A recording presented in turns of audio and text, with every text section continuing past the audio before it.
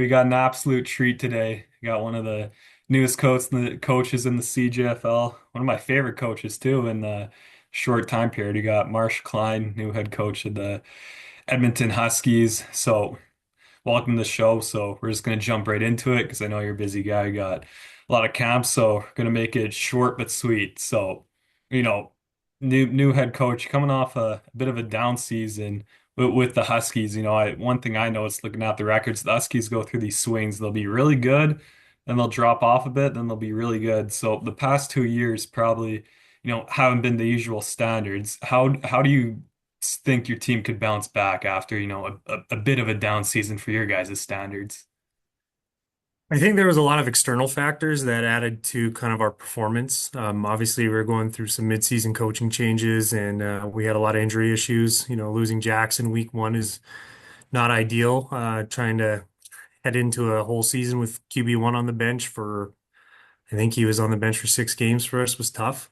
I think talent-wise, we match up with any team in the country. I think we showed it kind of week 8 and week 9 when we had Saskatoon back to back, and we were in both those games, and they were tight games, and our defense obviously was a strong point for us. I think with Jackson healthy and kind of where our offense is with the new offensive coordinator, Coach Wilkie, we'll be poised to put the points up on the board. And with our defense just staying where they're at with their standards that they've set these past couple of years, I think we'll be able to get a few more wins on the road, which is essentially usually our weak point. Yeah, yeah, 100%. Like you mentioned, you guys did really good down. I mean, didn't get the result you wanted, but you competed hard against Saskatoon, especially in that playoff game, super late. So, like, I agree. Do you think, being offensive lineman, I know you guys ran the ball a lot in the air. Can we expect more of that this year? We're gonna be good on the ground. I think we're gonna incorporate a lot of good stuff. Coach Wilkie obviously has a background as a receiver when he played at the U of A, where we were teammates actually. So I think our pass concepts will be good, our RPO concepts will be good, but we'll be pretty balanced. I know when we've been successful in years past under Coach Ian McLean, when Rick Walters was the offensive coordinator here, we were a pretty balanced offense. And in my mind, obviously, I'd like to see us run the ball a bit more if I could, but if we're 50-50, I'm pretty happy. Yeah, 100%. I mean, you guys got one of the best offensive lines in the country, top down. Recently, your top guys rated as the best in the country. So, I mean, that's a nice weapon to have. So, you mentioned your time at University of Alberta. Being a Winnipeg guy, how did you come to Edmonton and I guess the Huskies specifically? I ended up I ended up in Edmonton, 2014, I guess it was. I was coming out of St. Paul's in Winnipeg, so we had a bit of a dynasty going there. We're 3 years undefeated with my graduating class and like a perennial top 5 ranked team on the CFC rankings. And I just fell in love with what Coach Morris was preaching. I have nothing but good things to say about Coach Morris and what he did with that program. And when it kind of came down to decision time, it was between U of A, U of C, and U of M. And I just trusted what Morris was building. I loved my time out here. I ended my career with the Sun, with Coach McCauley out there. And I moved back to Edmonton. I fell in love with it when I was here for school. And I was kind of away from football for 2 years, and it's hard to be away when you've been involved in it your whole life. So I knew a lot of Huskies in my playing time. I kind of knew the organization, and I had a lot of respect for the players that I played with who came through this organization. So I just reached out to Coach Tobert, and I asked if I'd be able to come on. I believe in the 21 season, and haven't looked back since. Yeah, certainly a good investment for their part. So moving forward, you played a bit of university, a bit of junior football. What is it specifically about junior football that you would suggest to, recruits and players coming up, why they should, consider and come play junior football? I think junior is a tool that people can use. I think a lot of people don't understand what junior football can be used for to benefit their football careers. And there's a lot of kind of unknown about the junior system. I know a big part of my recruiting is just kind of educating people about eligibility rules and being able to use those 1 to 2 years that you could be redshirting to physically mature, get more game tape, and kind of it's more of a fun experience than redshirting from what I've seen. You're able to get into games, you're able to practice so you can play at the end of the week instead of just practicing to practice. Um, some of these kids, when they're coming out, they're 17, they're 18 years old, and they just need that little extra time to physically mature. Obviously, you'll have your freaks that are ready to go. They're 17, 18, they're putting up crazy numbers already, and they're able to make that transition pretty seamlessly. Some guys you have, they're from smaller programs, or maybe they just haven't had strength and conditioning programs at their high schools, or maybe they're late bloomers with puberty and all that stuff. And using those 1 to 2 years to develop physically is great.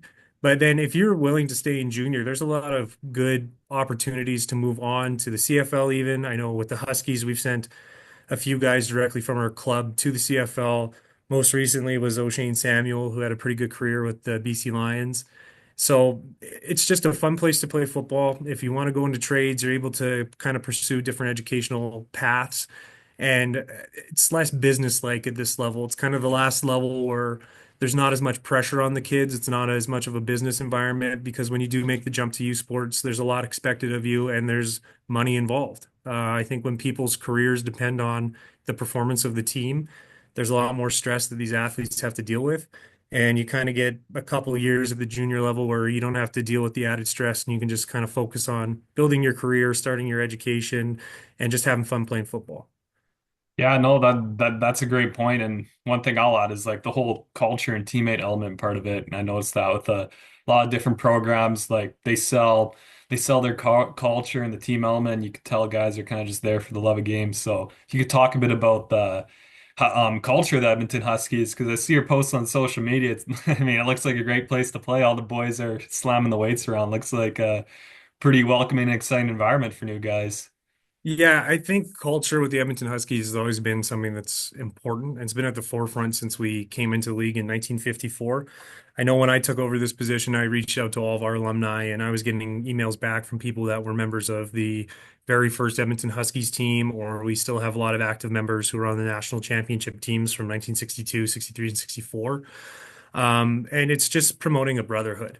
I know when I played at the U of A, it was instilled in us from Coach Morris, kind of that it's a brotherhood and you're coming into a brotherhood and you kind of have to pull your weight around because you don't want to let your brothers down. And instilling that in our kids it's been fun to see. And especially the buy-in that we have from some of our veterans who've almost been craving that brotherhood has been nice. It comes from Morris. You know, he'll talk about it and a bunch of his stuff when he goes and talks about leadership. But they had the Brotherhood of Nasty Eskimos back in the day when he played, and he talked about that one of the reasons why the standard and the success of the Eskimos was so prevalent was because that brotherhood and you were playing for something more. So when it comes to the weight room sessions, like when we have our 70, 80 guys out every night, it's more than just lifting weights. It's your training for your brothers. You're doing everything for your brothers so that when it comes time for season, we can be successful and you can trust the guy beside you.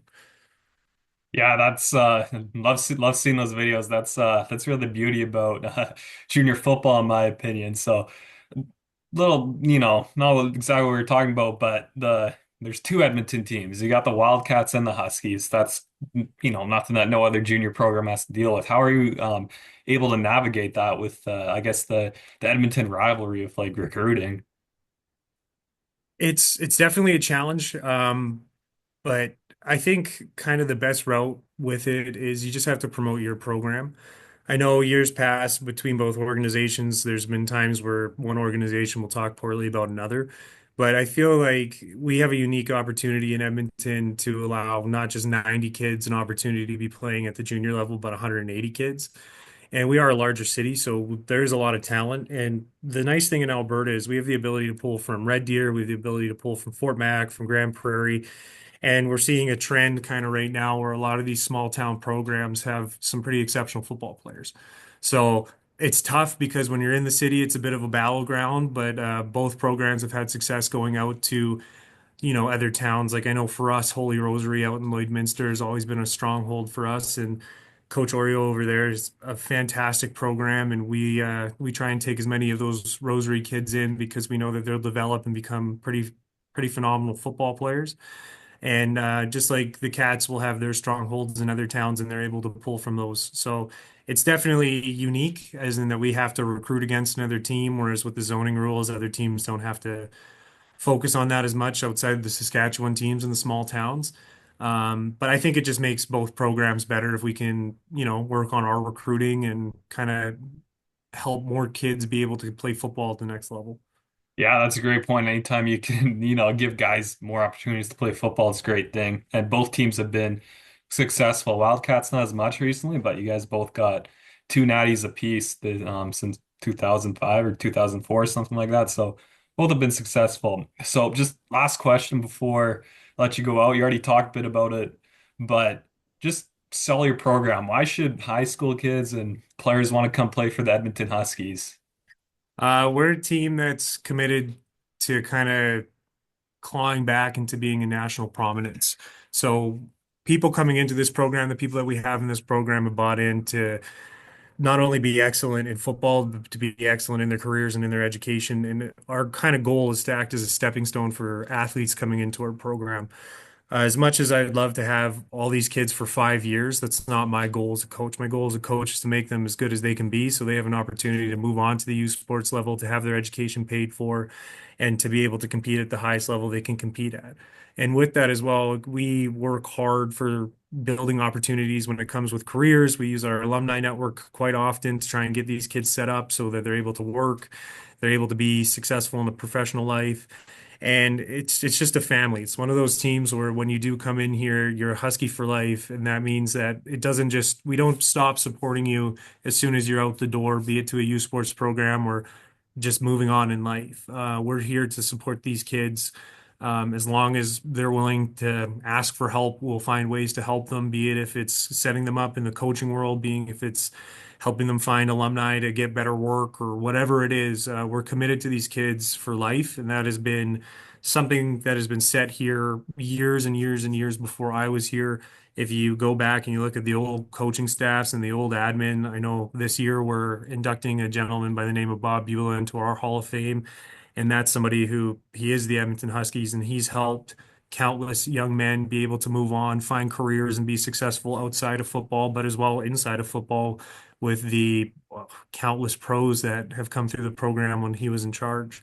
So if you're coming to the Huskies, it's a commitment from us for your entire life to not only better you as a football player, but to better you as a person.